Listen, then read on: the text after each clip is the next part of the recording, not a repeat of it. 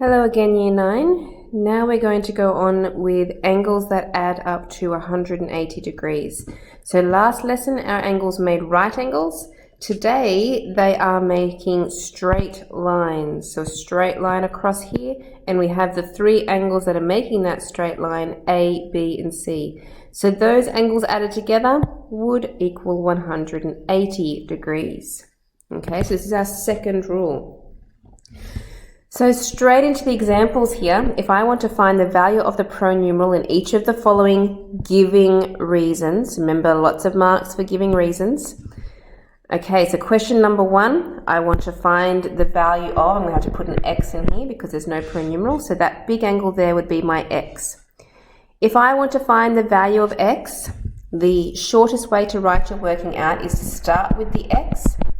Knowing that we have a straight line here, we know that those angles have to equal 180.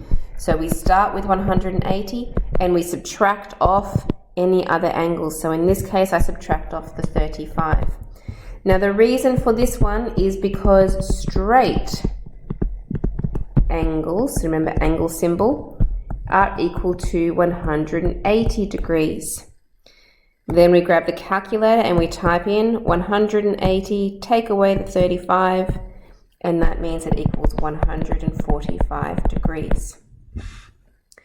In question 2, we're trying to find the x. So just like the last question, x is going to be equal to, because it's a straight line, they make 180 degrees, and I subtract off the other angles, subtract off the 160. Write the reason in brackets. And it's because straight angles are equal to 180 degrees. Now 180 minus 160 is equal to 20 degrees for the answer. Now in the questions, they will try to make it look a little bit confusing, like in question number 3 here. We don't just have a straight line, we've got a full cross thing happening here. What you need to do is look for that straight line. So here is the two angles, the A and the 33. There's the straight line that is making those two angles. So basically you can ignore this extra line that's coming out here. That's there just to try and confuse you. We have got a straight angle making those two angles there. Okay, so just like the last time, to find A, I start with 180 degrees and I subtract off the 33. Write the reason in brackets. Straight angles are equal to 180 degrees. Okay, so then 180 minus the 33 is 147 degrees. Question 4, for a little bit of a trickier question, we have got m's. In both of the angles that we're given, they are making a straight line that you can see here. So just like we did in our previous lesson, whenever we have m's in more than one angle, we want to add them together. So 3m plus another m makes 4m.